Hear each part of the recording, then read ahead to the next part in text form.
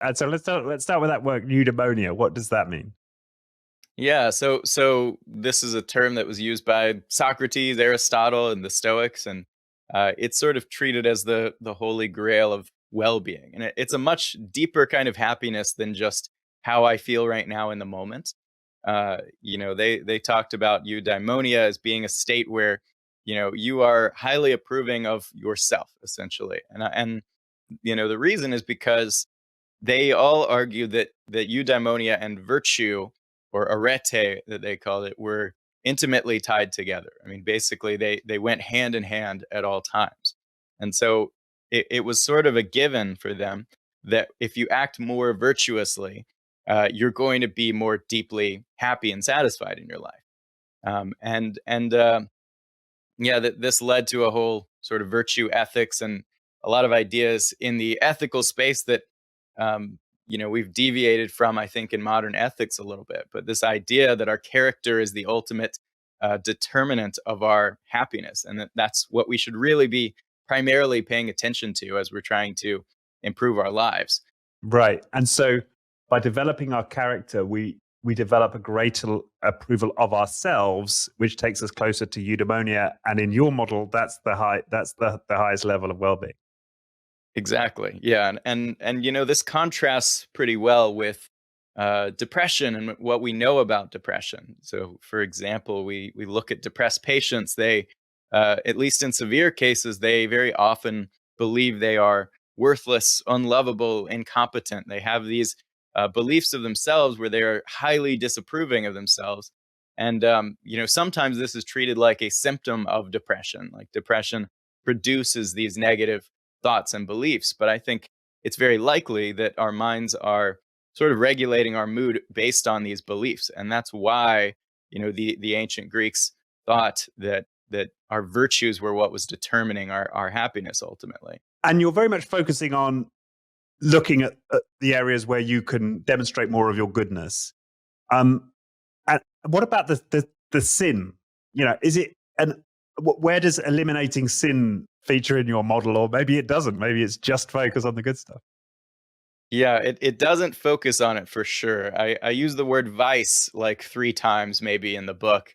It's mostly about building your virtues, but obviously, if you are doing things that are vicious, if you're doing things that are harming others, this is damaging your own opinion of yourself, right? Obviously, if you're doing antisocial actions, if you're being dishonest in your life, right? These are things that are going to make you see yourself as a dishonest, vicious person and admire yourself less, assuming, which I think is a safe assumption, that you do value things like benevolence and honesty that I think are pretty universal. So I think it absolutely needs to play a role for people who are doing this kind of thing. I think part of it's just that there are a lot of areas where I'm lacking in virtue, but there's not a lot of areas where I have what I would call vices, that where I'm doing destructive, negative things. But I know some people uh, are not that way, and probably they need to focus a little more on diminishing their vices and their weaknesses.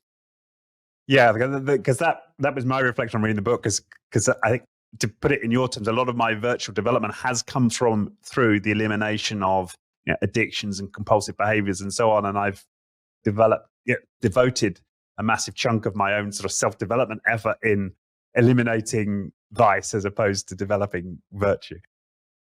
Yeah, it does make sense for a lot of people to focus on that. I think one of the reasons is that I do want to get away from the sort of transgressive, these are the bad things type of ethics that I think our culture has been immersed in for a while. I think it's often better to focus on your strengths and to double down on your strengths as opposed to focusing overly much on your weaknesses, and that's been echoed by positive psychologists as well. But yeah, there will be cases where you have some vice that's really extreme, that really needs to be your main focus, I think. I guess how do you kind of know that you're being virtuous? Like, I mean, we touched on things similar to virtue, but not exactly virtue itself. Like, how would you define virtue and what is virtuous? Yeah, good question. So my understanding of virtue, and it's probably a little bit different from Nietzsche's or the Stoics or any of these other Okay. thinkers, but it's essentially that virtue are these traits that are naturally admired. They naturally elicit admiration in other humans, and I understand them to be generally universal and across Okay. cultural.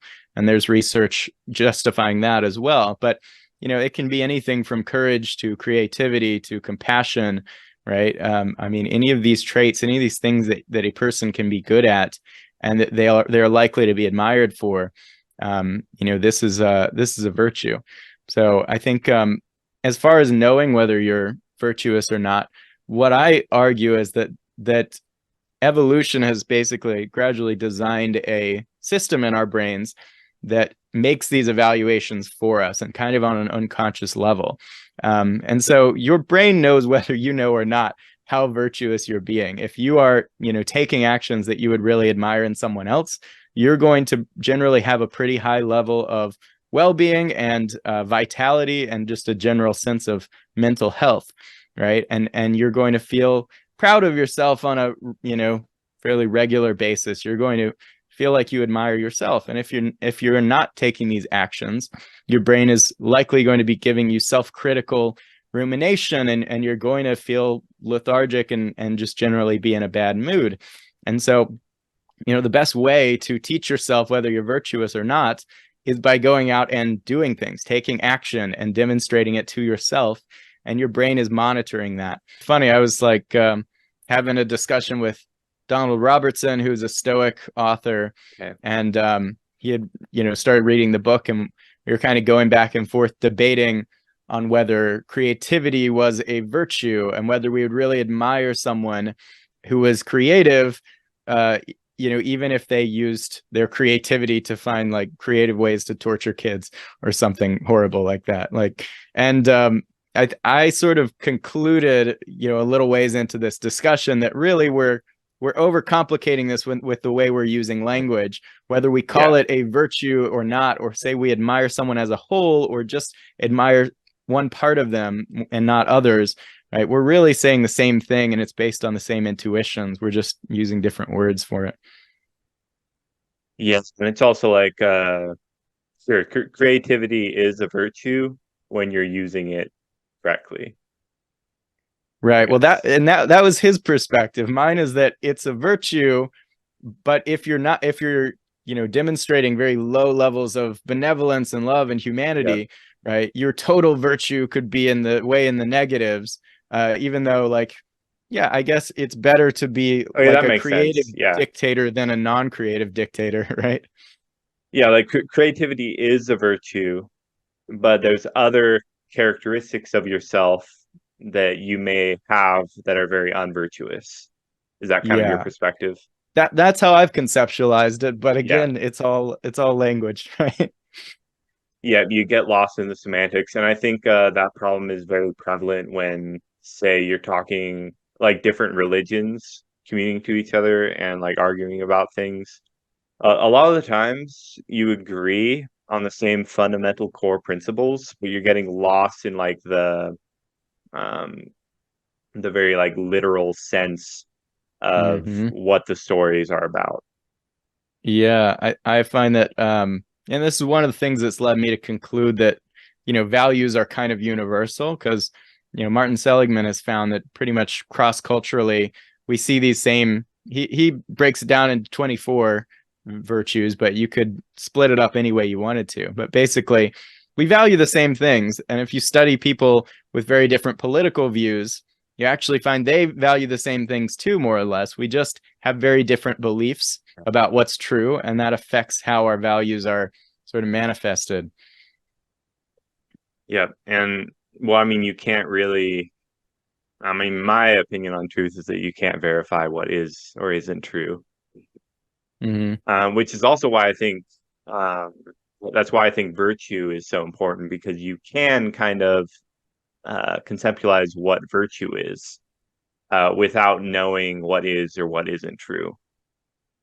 Yeah, I mean, this way of thinking about it definitely acknowledges that, like, in some ways there is no self, there is no true you at the core of all this. There's just a conglomerate of perceptions and emotions and desires, and it doesn't argue that you need to actually have a self in order to pay attention to this construct that is pulling the strings of your well-being, essentially. So I generally share your skepticism about what's true. I think there is some kind of truth, but I also think our brains didn't necessarily evolve to perceive it clearly, and so we're looking at a potentially very distorted version of objective reality. So what do you think is the highest virtue? Yeah, what Nietzsche said is that if you have a virtue and it's your virtue, then it's yours and no one else's. So he basically disagreed with a lot of these older thinkers like the Stoics, who said, like, there are 4 cardinal virtues that are above all others. Nietzsche said there is no universal prescription for virtue or morality or whatever.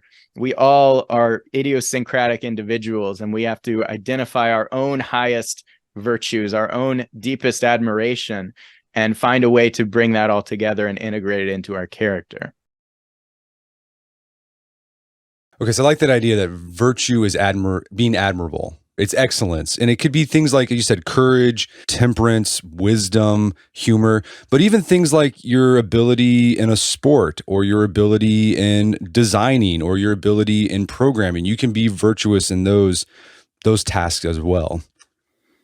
Potentially. I will say some of them I think are not as deeply ingrained because they're not things that our ancestors necessarily had. So like my skill at CAD design on the computer doesn't necessarily translate. Our ancestors would have just been like, what is that? But from an evolutionary standpoint, I think there are reasons why honesty and kindness and courage are things that we really deeply admire. And so those hold a special weight in our minds. I also think that our values can vary from one person to another. And so really, it most requires inquiring into our own values. What do I most admire in other people? Who are the people I admire most? And what are these traits? And how can I incorporate them into my own life and behavior and lifestyle?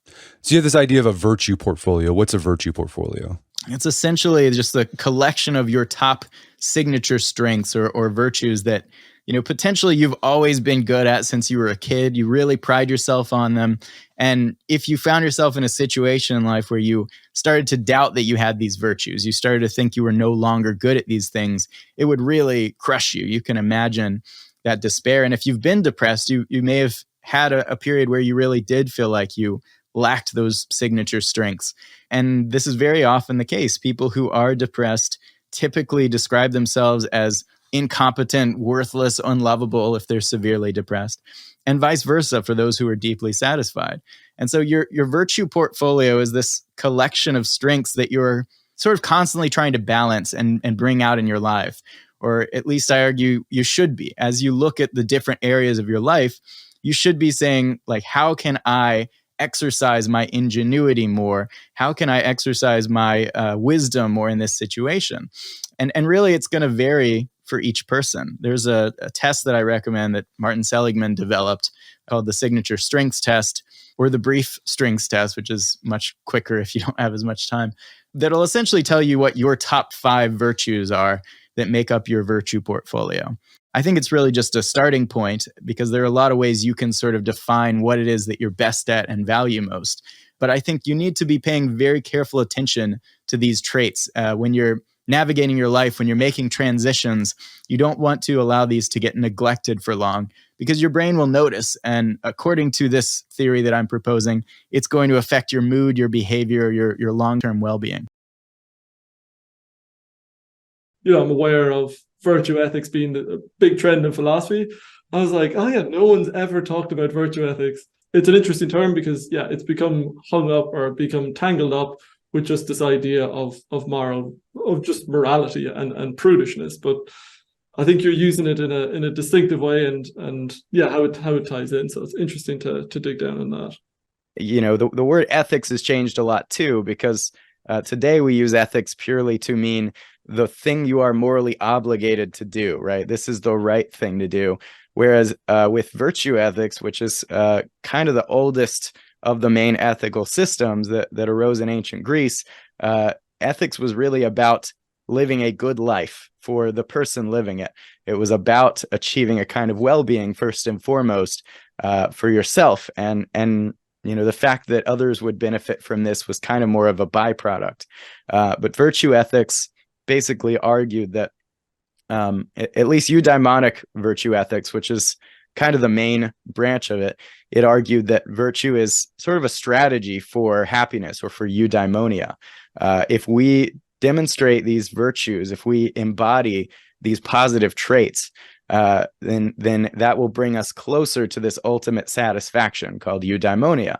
And people who were not virtuous were generally people who just didn't understand their own well-being very well. They didn't have phronesis or practical wisdom, and so they were confused. They didn't have self-control. They just were kind of lost, and as a result, they weren't happy. And so you couldn't really be virtuous and not be happy, even if your circumstances were negative. Like you said, the Stoics argued that virtue is sufficient for happiness, and that this is really the whole core of the philosophy. The reason why we always hear about Stoicism and worry about the things you can control and not the things you can't is ultimately because the things you can control are virtue, right? That's what you can control, is the traits that you demonstrate in your actions. And so everything else besides this doesn't affect your actual happiness, is essentially what the Stoics said. So they're indifferent. It's indifferent to you whether you get that job you want, or in extreme cases, the Stoics say, even if someone you love is killed, right? That's not virtue, and so that's not relevant to your well-being. So it's kind of an extreme stance. But there have been a number of virtue theorists throughout history, starting with probably Socrates in the West and Confucius in the East, and going all the way up through Aristotle and Hume and Nietzsche even. Many would argue is a virtue ethicist. And then there have been some more contemporary ones kind of trying to bring about a revival in virtue ethics. But in general, it's kind of an overlooked ethical view of how we should live our lives.